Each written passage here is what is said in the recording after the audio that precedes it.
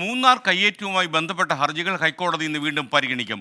ഒഴിപ്പിക്കൽ നടപടികൾ വൈകുന്നതിൽ ഹൈക്കോടതി ഇന്നലെ സർക്കാരിനെ അതിരൂക്ഷമായി വിമർശിച്ചിരുന്നു. വിഷ്ണു സുരേഷ് വിവരങ്ങൾ വായിച്ചിരുന്നു. Vishnu, good morning. പറയൂ വിശദാംശങ്ങൾ, വിവരങ്ങൾ. ഇന്ന് ഓൺലൈനായി ആരോടൊക്കെ ഹാജരാവാൻ പറഞ്ഞിട്ടുള്ളൂ? ആരൊക്കെയാണ് ഹാജരാവുക?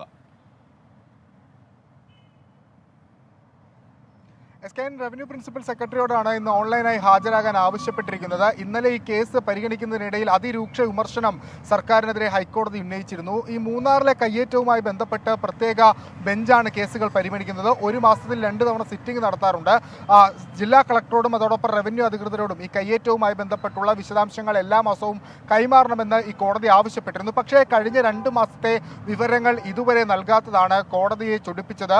നിങ്ങൾക്ക് ആരെങ്കിലും സംരക്ഷിക്കാൻ വേണ്ടിയാണോ ഇത്തരത്തിലുള്ള നിലപാടുകൾ സ്വീകരിക്കുന്നതെന്ന് കോടതി ചോദിച്ചു. ഇനി ഈ കയ്യേറ്റവുമായി ബന്ധപ്പെട്ടുള്ള നടപടി സ്വീകരിക്കാത്തതിൽ CBI അന്വേഷണം വേണോ എന്നുള്ളതാണ് ഡിവിഷൻ ബെഞ്ച് ചോദിച്ചത്. ഇന്ന് ഇതുമായി ബന്ധപ്പെട്ടുള്ള എല്ലാ രേഖകളും, ഇതുവരെ നടത്തിയിട്ടുള്ള കയ്യേറ്റ ഒഴിപ്പിക്കലും അതോടൊപ്പം കൂടുതൽ കയ്യേറ്റങ്ങൾ കണ്ടെത്തിയിട്ടുണ്ടെങ്കിൽ ആ രേഖകളും സമർപ്പിക്കാനാണ് ജസ്റ്റിസുമാരായ മുഹമ്മദ് മുസ്താഖും അതോടൊപ്പം തന്നെ അബ്ദുൽ ഹക്കീമും അധ്യക്ഷന്മാരായ ബെഞ്ച് ചോദിച്ചിരിക്കുന്നത്. ഇന്ന് 12:45 കേസ് പരിഗണിക്കും. റവന്യൂ സെക്രട്ടറി വീഡിയോ കോൺഫറൻസ് മുഖേന ഹാജരാകുമെന്നാണ് നമുക്ക് ലഭിക്കുന്ന വിവരം. SK.